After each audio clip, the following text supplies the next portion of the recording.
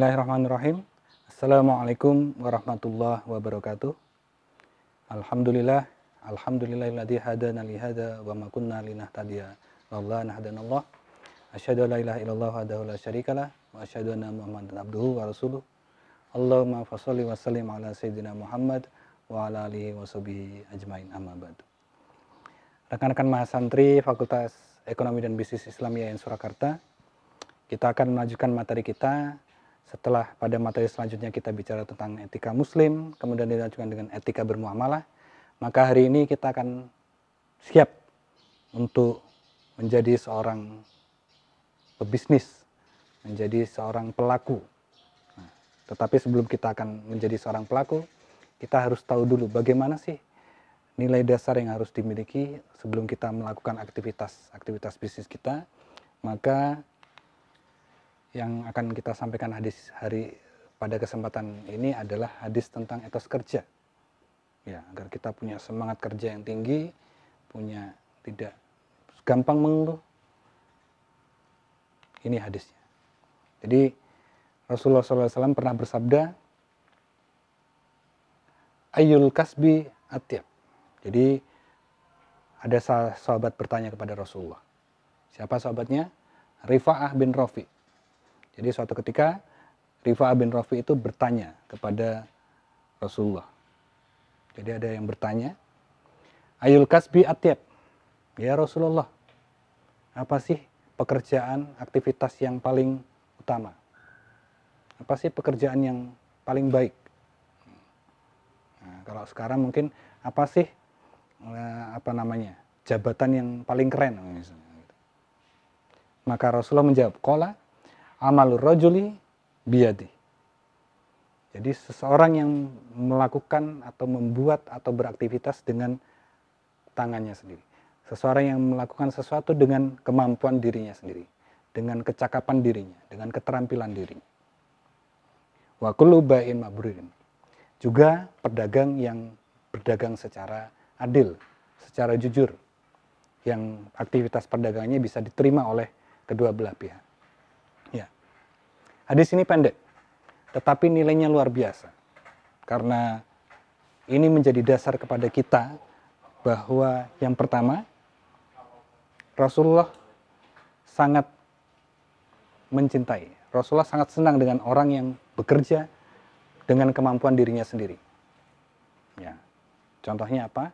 Ya, contohnya ketika seseorang memiliki keterampilan atau skill untuk membuat roti misalnya, maka kemudian roti tadi dia buat dengan kemampuannya, kemudian rotinya tadi dijual, menghasilkan uang, dan uang tadi digunakan untuk memenuhi kebutuhan hidupnya, maka inilah yang dimaksud dengan amalur rajuli biyadi. Itu kalau dalam konteks bisnis. Tapi kalau kita kemampuannya ya bekerja di depan komputer, mengetik, menghasilkan laporan yang baik, sebagai akuntan misalnya, atau sebagai teller, atau sebagai administrator di kantor, maka ya itu sama. Itu adalah amalur rajuli biyadi, orang yang melakukan perbuatan, orang yang melakukan pekerjaan dengan kemampuan yang dia miliki. Dan ada dua, jadi ada dua pekerjaan yang paling baik. Kedua adalah orang yang melakukan aktivitas jual beli, perdagangan yang mabrur, yang bisa diterima. Bisa diterima itu artinya jual belinya tadi baik, jual belinya itu sah, halal, dan kedua belah pihak bisa menerima secara baik. Ya, Rawahul Bazzar. Ini hadis yang diriwayatkan oleh Bazzar dan disahihkan oleh Al-Hakim. Ya.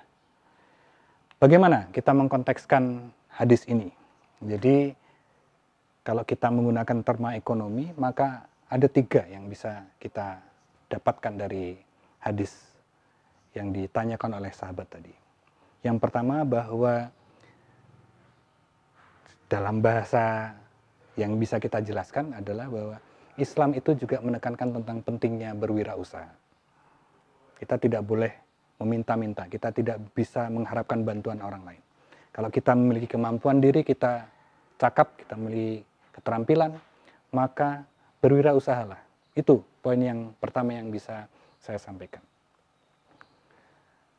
banyak orang yang merasa bahwa kebutuhan hidupnya berat, kebutuhan hidupnya kurang. Nah, tetapi dia mengharapkan bantuan instan, dia mengharapkan apa tiba-tiba saja kebutuhannya bisa terpenuhi. Tidak ada. Bahkan sejak dasar Islam sudah mengajarkan kepada kita bahwa berwirausaha itu adalah suatu yang paling baik, atyab. Nah, maka bagaimana para mahasantri Pesmadin Fakultas Ekonomi dan Bisnis Islam IAIN Surakarta bisa kemudian menerapkan prinsip ini ke dalam dirinya dan kemudian berusaha untuk menjadi seorang yang tadi pilihannya dua, kalau tidak menjadi yang satunya, menjadi yang satunya. Berwirausaha pilihannya. Lalu bagaimana? Kalian sekarang sedang kuliah. Nah, kuliah juga punya. Bagaimana berwirausaha seorang mahasiswa? Berwirausaha seorang mahasiswa adalah belajar, memaksimalkan potensi dirinya untuk menuntut ilmu, menyelesaikan proses perkuliahan yang ada, dan kemudian nanti pada waktunya dia lulus. Nah, ijazah itu adalah bentuk dari hasil berwirausaha sebagai seorang mahasiswa. Apalagi ada yang double ya mahasiswa, ya pedagang. Nah, itu luar biasa berarti. Berarti keutamanya dua. Nah, yang kedua, apa sih yang disampaikan Rasulullah pada hadis tadi adalah prinsip akuntabel. Bahwa jual beli yang diterima itu tentu di dalamnya jual beli yang dilakukan secara baik, secara sah, masing-masing untung, dan tidak ada yang dimanipulasi. Tidak berbohong, tidak menipu, tidak menjual barang yang dilarang, dan lain sebagainya. Nah, prinsip ini penting bagi seorang pelaku bisnis. Maka kalau kita menginginkan agar usaha kita, agar perbuatan kita itu disukai oleh orang lain, maka kita harus menjaga prinsip akuntabel. Kita harus bertanggung jawab terhadap apa yang kita lakukan, kita harus apa adanya, jujur, adil dalam bertindak. Ya, sebagai seorang pedagang misalnya, kalau kita misalnya menjual motor misalnya, motor second, motor kita akan kita jual karena kebutuhan. Nah, kita sampaikan kepada siapa konsumen, motor dijual. Apa namanya? Kalau bahasa anak muda sekarang itu apa di iklan-iklan itu? No minus. No minus itu nggak jelas itu. Nggak ada mungkin barang second kok no minus. Pasti karena sudah pernah dipakai. Jadi itu bukan akuntabel. Tapi kalau mau akuntabel, satu, barang ini tahun 2010. Dua, pernah kecelakaan 3 kali. Nah, 3, ini akinya sudah aus. 4, bannya bocor 10 kali. Insya Allah nggak ada yang akan beli. Nah, itu. Nah, tetapi itu dalam konteks Islam, itulah akuntabel. Bagaimana seorang pedagang bisa jujur, menyampaikan informasi secara detail tentang apa yang dia jual, maka insya Allah surga. Kalau ditakdirkan masuk surga. Nah, itu akuntabel. Nah, apa sih tujuan dari hadis tadi? Ini adalah semangat kepada kita untuk kita menjadi seorang yang bisa memaksimalkan potensi dirinya. Maka kalau kita sudah mengikuti ini, maka inilah prinsip profesional yang sudah selalu ditekankan oleh para dosen-dosen kita, bahwa ketika kita melakukan sesuatu, lakukanlah sesuai dengan optimal, secara optimal, sesuai dengan apa yang sudah menjadi standar. Ya, itu. Ya. Kalau sudah di sini, kita sudah menjadi seorang wirausaha yang kebetulan juga kita sudah mampu bersikap bertanggung jawab terhadap apa yang kita usahakan, maka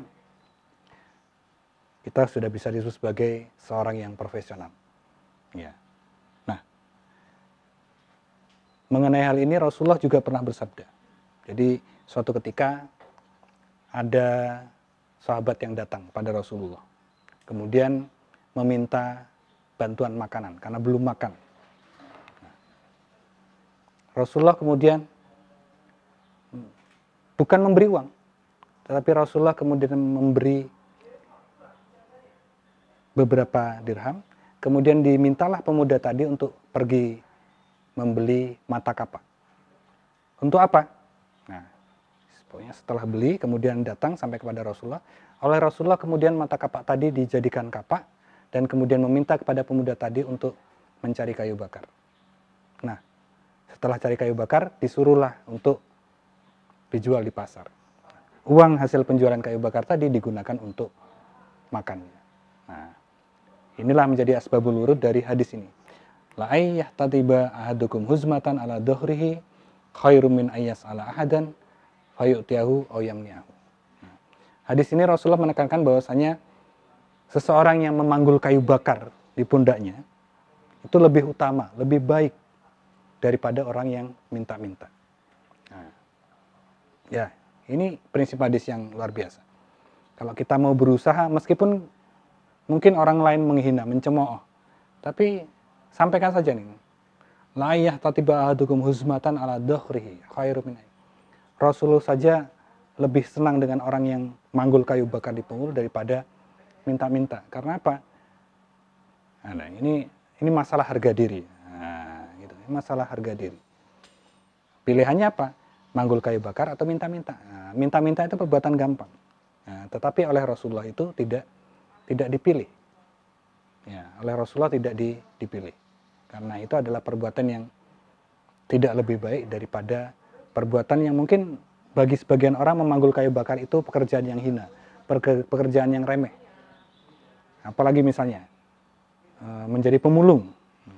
Menjadi pemulung itu sebagian orang menganggap itu pekerjaan yang hina, ngumpulkan kok sampah. Tetapi itu lebih baik daripada minta-minta. Nah, siapa sih orang yang minta-minta? Orang yang minta-minta yang dimaksud di sini adalah orang yang punya kemampuan, sehat fisiknya, cerdas otaknya, tetapi dia tidak memanfaatkan kesehatan fisiknya dan kecerdasan otaknya tadi untuk berusaha. Dia lebih milih untuk jalan pintas, jalan yang gampang. Minta-minta. Ya. Kecuali kalau yang, mohon maaf, minta-minta itu sudah sepuh, mbah-mbah. Apakah itu boleh? Ya. Bukan masalah boleh atau tidaknya. Justru yang bermasalah adalah kenapa kita sampai membiarkan ada simbah-simbah atau orang tua itu meminta-minta. Nah, jadi bukan berarti meminta-minta itu tidak boleh. Tetapi kalau kita masih bisa diberikan kesehatan, kekuatan, maka lakukanlah pekerjaan yang kita bisa. Itu yang lebih baik yang disampaikan oleh Rasulullah SAW. Saya kira begitu. Semoga hadis ini sebagai salah satu pembakar semangat kepada kita bahwa apapun keadaan kita, apapun kondisi kita, saat ini kita masih menjadi mahasiswa, maka kita harus fokus, kita harus semangat. Mahasiswa itu pekerjaannya belajar, semangat belajar. Nanti ada kalanya kita untuk bekerja di luar, mencari penghasilan. Kalau misalnya kemudian ada mahasiswa yang juga harus memenuhi kebutuhan hidupnya, maka lakukan itu juga dengan sebaik-baiknya. Membagi waktu dan lain sebagainya, maka insya Allah dengan bekal ini bisa menjadikan apa yang menjadi cita-cita kita, hajat kita itu bisa dikabulkan oleh Allah, bagian dari doa kita. Tetapi kita harus berikhtiar, harus berusaha dengan yang semangat dan tentu menjaga prinsip-prinsip yang tadi sudah disampaikan oleh Rasulullah SAW dalam hadis-hadisnya. Dan semoga kita semua senantiasa diliputi berkahan dan berkah rahmat dari Allah Subhanahu wa taala. Demikian, banyak kurangnya mohon maaf yang sebesar-besarnya.